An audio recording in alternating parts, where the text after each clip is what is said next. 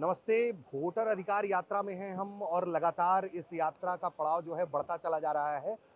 बिहार कांग्रेस के प्रभारी हैं कृष्णा लोवरू जी हैं हमारे साथ और इनको कहा जा रहा है द मैन बिहाइंड मशीन। तो कृष्णा लोवरू जी, बहुत स्वागत है आपका न्यूज़ तक पे। क्या कमाल कर दिया है आपने ऐसा कि मैन बिहाइंड मशीन कहे जा रहे हैं आप। कांग्रेस अप्रत्याशित रूप से बिहार के अंदर इतनी मजबूत दिखाई देने लगी है कुछ ही दिनों में। देखिए, कांग्रेस में मेरा प्रयास ये रहा है कि वो जनता के मुद्दे लेके जनता के बीच में जाए। और जब से मैं प्रभारी बना हूँ, हमारा यही प्रयास रहा है, हमारा यही फोकस रहा है। क्योंकि हमारा मानना है कि कांग्रेस की राजनीति जनता के मुद्दों के इर्द गिर्द होनी चाहिए और पहले रह चुकी है। अभी उसी परंपरा को हम दोबारा बिहार में लाना चाह रहे हैं। गठबंधन के साथियों के साथ मिलकर तालमेल बिठा के जनता के मुद्दों पर सड़क से लेके बिहार के सदन और भारत के सदन संसद तक हम लड़ रहे हैं। अभी जो सबसे बड़ा मुद्दा बन गया है वो यह है कि भारत और बिहार के मतदाता का मत चोरी हो रहा है, वोट चोरी हो रहा है। तो ये जो रैली है, ये जो यात्रा है, ये वोटर अधिकार यात्रा है। अब ये सिर्फ वोट चोरी का यात्रा नहीं है, क्योंकि हर एक वोटर का अलग अलग अधिकार होता है। और जब वोट चोरी से सरकार बनती है तो हर वो अधिकार पर हमला होता है।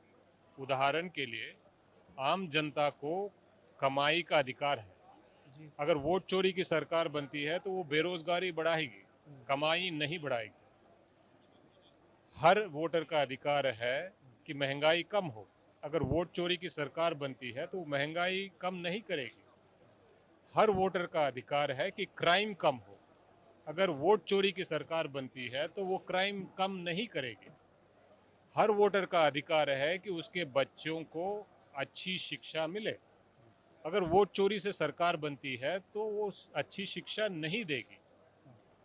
हर युवा का अधिकार है कि उसका पेपर लीक ना हो। वोट चोरी की सरकार बनती है तो पेपर लीक बढ़ता जाएगा। हर वोटर का अधिकार है कि उसके माँ बाप स्वस्थ रहें, वो स्वस्थ रहें, उनके बच्चे स्वस्थ रहें। स्वास्थ्य का अधिकार है। अगर वोट चोरी होती है तो स्वास्थ्य के व्यवस्था को मजबूती नहीं मिलेगी। तो वोट चोरी कर कर वोटर का हर एक अधिकार पर हमला हो रहा है। उनके वर्तमान को बर्बाद किया जा रहा है, उनके भविष्य को भी बर्बाद किया जा रहा है। इसलिए हमने इस मुद्दे को बहुत बड़ी लेवल पर जनता के बीच में लेके जा रहे हैं, क्योंकि ये हर अधिकार पर हमला करता है। अच्छा, लवरू जी, एक सवाल ये भी है कि there is a massive response. वो दिखता है कि पब्लिक सड़कों पर है राहुल गांधी की इस यात्रा में जुड़ने के लिए उनके साथ। तो इसका चूंकि पॉलिटिकल डायलॉग्स भी हैं इसके साथ साथ, तो ये वोट में भी टर्नआउट करने को लेकर भी इस पर कोई आप लोग काम कर रहे होंगे कि ये जो वोटर अधिकार यात्रा है, वोट तो बचाना ही है, लोगों के अधिकार के लिए लड़ना है, साथ में ये वोट बैंक जो है वो आपके साथ एसोसिएट भी करे, ऐसा कुछ भी तैयारी चल रही होगी। देखिए, जब जनता के मुद्दों पे आप सवाल खड़ा करते हो और लड़ाई लड़ते हो तो जनता के साथ खड़े रहते हो, और निश्चित रूप से जनता तब कनेक्ट करेगी। आज बिहार में सबसे बड़े जनता के मुद्दे यही हैं: कमाई, पढ़ाई, दवाई, सामाजिक न्याय, किसानी, क्राइम। हम ये कहना चाहते हैं जनता को कि जब तक वोट चोरी होते रहेंगे, इन समस्याओं का समाधान वोट चोरी की सरकार कभी नहीं करेगी। इसीलिए जनता को ये समझना ज़रूरी है कि ये सिर्फ वोट चोरी करने वाली बात नहीं है। उनके वर्तमान, उनके बच्चों का भविष्य और उनका भविष्य बर्बाद करने की प्रक्रिया है। सर, राहुल गांधी इतनी लंबी यात्रा पे बिहार के लिए हैं। पहले किसी ने इतनी कल्पना नहीं की थी कि राहुल गांधी इतना वक्त देंगे बिहार की पॉलिटिक्स में। तो क्या अपोजिशन के अंदर भी जो बेचैनी दिख रही है वो इसलिए है कि राहुल गांधी लगातार टाइम दे रहे हैं बिहार में, क्योंकि उनको भी मालूम है कि उससे उनके बेसिस को नुकसान पहुंचेगा। मुझे नहीं लगता है कि विपक्ष में कोई बेचैन है। अगर कोई बेचैन है तो वो बीजेपी बेचैन है रूलिंग पार्टी यहाँ की। और इलेक्शन कमीशन बेचैन। और हमारे लिए ये मुद्दा हर मुद्दे से जुड़ा हुआ है, और सिर्फ बिहार नहीं, हर प्रदेश के नागरिक से जुड़ा हुआ है।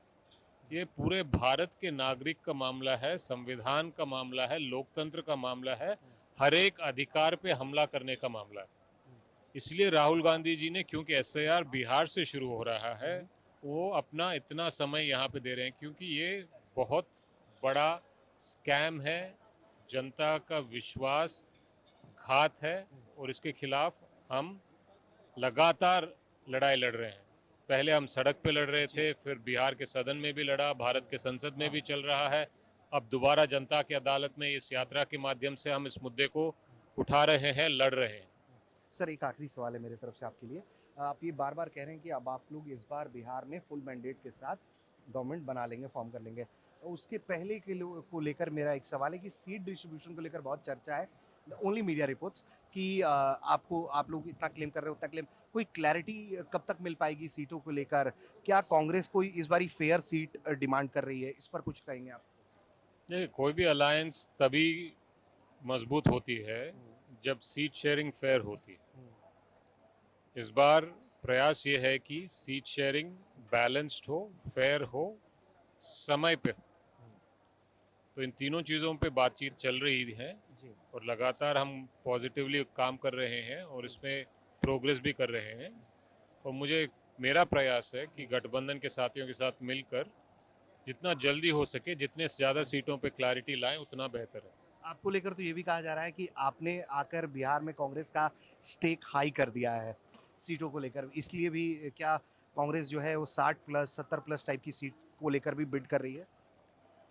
मेरा एक ही प्रयास रहा है कि कांग्रेस को मजबूत करना, क्योंकि आप जब गठबंधन में पार्टनर हो और आप मजबूत हो तो आप गठबंधन को मजबूती दे सकते हैं। आप खुद कमज़ोर हो तो गठबंधन को कमज़ोर करने वाली बात है। तो मेरा बहुत सिंपल फोकस रहा है बिहार में कि बिहार के कांग्रेस को मजबूत करें ताकि गठबंधन को मजबूती मिले। और जहां रही संख्या सीटों की, वो इस बात पे डिपेंड करेगा कि नए पार्टनर जो आए हैं उनको कैसे अकोमोडेट करें, क्योंकि जब भी गठबंधन में नया पार्टनर आता है तो उनको सीट देने के लिए हर एक दल को अपने हिस्से में से प्रोपोर्शनेट अमाउंट देना पड़ेगा। उसके अलावा क्वालिटी ऑफ सीट्स पे भी बात होती है। हम ये चाहते हैं कि कुछ अच्छे सीट्स होते हैं, कुछ कमज़ोर सीट होते हैं, तो हर दल को अच्छे सीट भी बैलेंस तरीके से मिले और कमज़ोर सीट भी बैलेंस तरीके से बंटवारा हो।